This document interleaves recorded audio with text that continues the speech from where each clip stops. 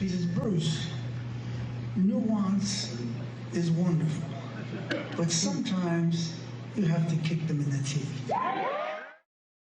That's the boss bringing his star power to a benefit concert for the families of Renee Good and Alex Preddy. Bruce Springsteen making a surprise appearance performing his new protest song called The Streets of Minneapolis.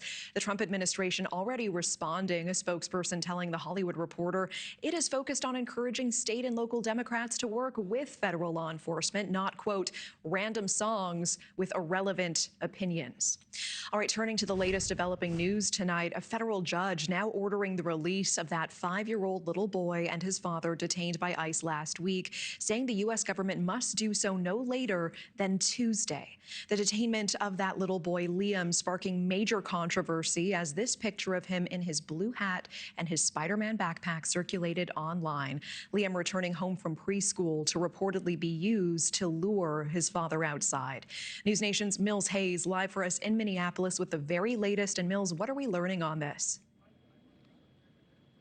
Hi, Natasha. We're outside the ICE facility here in Minneapolis. There are about 40 anti-ICE protesters that are still here, but a different scene with the barricades and fencing in place to keep many of these people back. And a judge ordering today that the U.S. government needed to release 5-year-old Liam Ramos and his father by Tuesday. They have been held in a detention center in Texas since they were detained in a Minneapolis suburb earlier this month. The images of the little boy with his Spider-Man backpack on being taken into custody sparked outrage, and Governor Walz criticizing the feds, saying that they're taking kids from Minnesota and sending them to detention camps. They're shooting American citizens in the streets and locking investigators out of the crime scene. Meanwhile, another federal judge ruled that ICE operations in Minnesota could continue, denying a request from state and local officials to temporarily stop Operation Metro Surge. The judge could make a different ruling in the future, but Minneapolis Mayor Fry says he's disappointed, but this is just one step in the lawsuit, once again calling the surge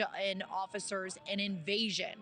Border Czar Tom Homan spoke with Governor Walz and Mayor Fry this week, saying that the state prison system will hand over criminals in the country undocumented, and that he's meeting with sheriffs around the state to try and do the same thing in county jails. They can notify us before they release them, and so give us time to get there and take them into custody in a safety and security facility, and we're working on that. And the whole purpose of me going up there was for this reason. The FBI is now leading the investigation into the death of Alex Preddy, who was shot and killed by Border Patrol agents a week ago. The Department of Justice also announcing a civil rights investigation into his death, saying that it is standard protocol, but notably they declined to open a civil rights investigation into Renee Good's death. President Trump posting on Truth Social today that federal officers will not participate in responding to protesters in Democrat cities unless they ask for help, but that they will continue to protect federal property as backup, adding that it is the state and local law enforcement's responsibility. Anti-ICE protesters say that if their leaders won't take action, then the community will, taking in donations for things like whistles, gloves, and masks to keep safety from tear gas or pepper spray. At least 2 people were arrested by the local sheriff's office earlier today. We've gotten, like I said, tens of thousands of dollars in donations, and then we also have an Amazon wish list, and probably about $50,000, $60,000 has gone into purchasing supplies as well. That group of women telling me that they have gotten hundreds of volunteers to come together and make those kits that they've been handing out to people at protests like this, and also at schools around the area too. Natasha. Mills Hayes live in Minneapolis tonight. Thank you. Thank you for watching. Subscribe below and download our NewsNation app right now on your phone, and you will get fact-based, unbiased news for all Americans.